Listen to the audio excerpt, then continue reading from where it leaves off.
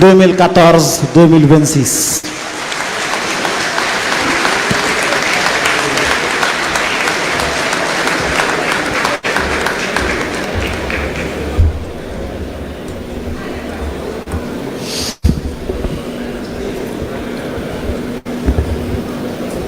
Monsieur le Président, Mesdames et Messieurs les vice-présidents, Mesdames, Messieurs les représentations des délégations étrangères, votre présence à nos côtés en ce jour solennel nous honore profondément. Chers frères et sœurs patriotes de la diaspora, venus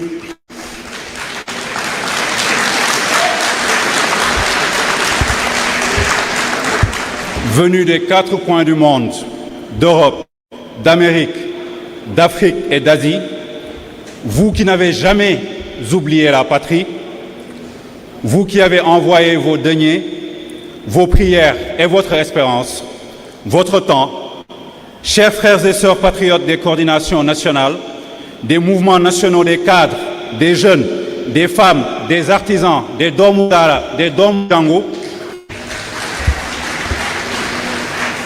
et vous, chers compatriotes de la base, héros silencieux des quartiers populaires, des villages reculés, des daras, des ateliers,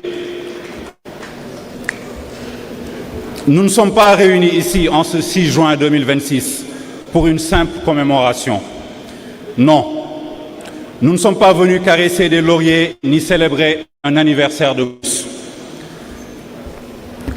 Nous sommes debout face à l'histoire, face à l'Afrique, face au monde, pour proclamer une fois pour toutes l'épopée d'une souveraineté reconquise.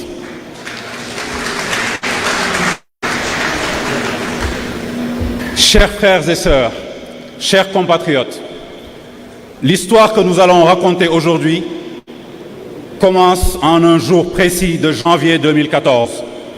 Que les oiseaux de mauvais augure voulaient effacer de nos mémoires.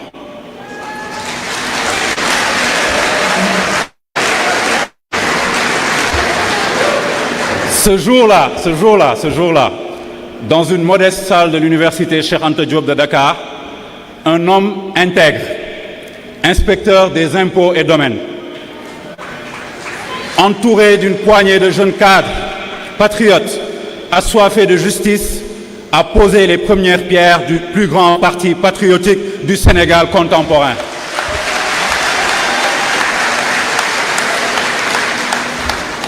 Cet homme, je pense que vous le connaissez tous, il s'appelle Ousmane Sonko.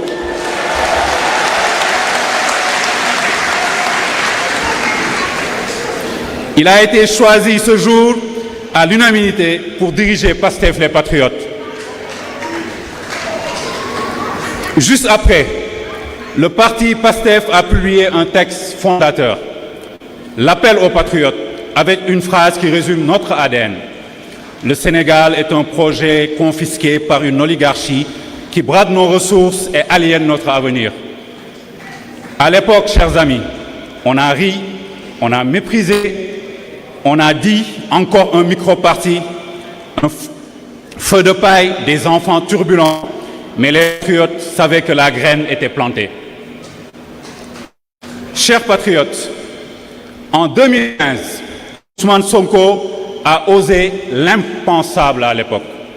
Il a dénoncé les accords de partenariat économique avec l'Union européenne, des chevaux de Troie néocoloniaux. Il a posé la question qui fâche toujours. Que fait notre monnaie à chamelière? Le franc CFA, vestige de l'empire qui ne veut pas mourir. Les médias traditionnels l'ont censuré, mais les réseaux sociaux, la jeunesse et la diaspora ont amplifié sa voix. Le régime a senti le danger. Alors, chers compatriotes, qu'ont-ils fait? Le 29 août 2016, ils ont riposté, en effet. Radiation de la fonction publique. Prétexte, violation du devoir de réserve. En fait, ils voulaient le bâillonner. Mais cette radiation ne l'a pas tué politiquement. Elle l'a transformé en héros national. Ousmane Sonko est devenu le symbole vivant de la lutte contre le système et pour des milliers de jeunes, ce jour a marqué le début de la lutte ouverte. En mai 2017, un événement marquant a jalonné le débat public sénégalais. La publication du livre d'Ousmane Sonko intitulé « Pétrole et gaz, chronique d'une spoliation ». Cet ouvrage, publié quelques années avant l'entrée en production des premières ressources offshore du Sénégal, se présente comme une analyse critique des contrats pétroliers et gaziers signés par l'État du Sénégal. Dans ce livre, Ousmane Sonko dénonce le manque de transparence et des clauses désavantageuses pour le Sénégal dans les accords d'exploitation de nos hydrocarbures. Il met en lumière les risques de spoliation des ressources naturelles au profit des compagnies étrangères et d'une élite locale. L'intérêt majeur de cet ouvrage pour le Sénégal réside dans sa contribution à la sensibilisation citoyenne.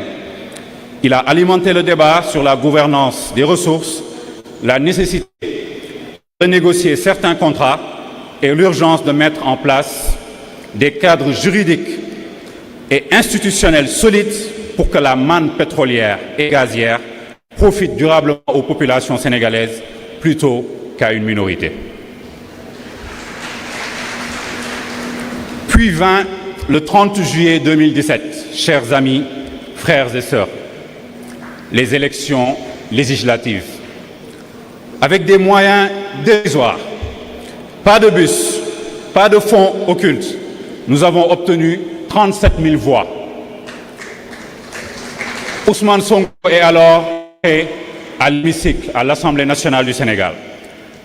En décembre de la même année, le parti a mis en place la jeunesse patriotique du Sénégal, la JPS. Cette armée de l'ombre qui ne connaît ni fatigue ni peur. En septembre 2018, Ousmane Sonko a publié « Solutions pour un Sénégal nouveau », un programme de gouvernement. Pour la première fois, nous cessions d'être de simples protestataires pour devenir des architectes de la renaissance de la nation sénégalaise.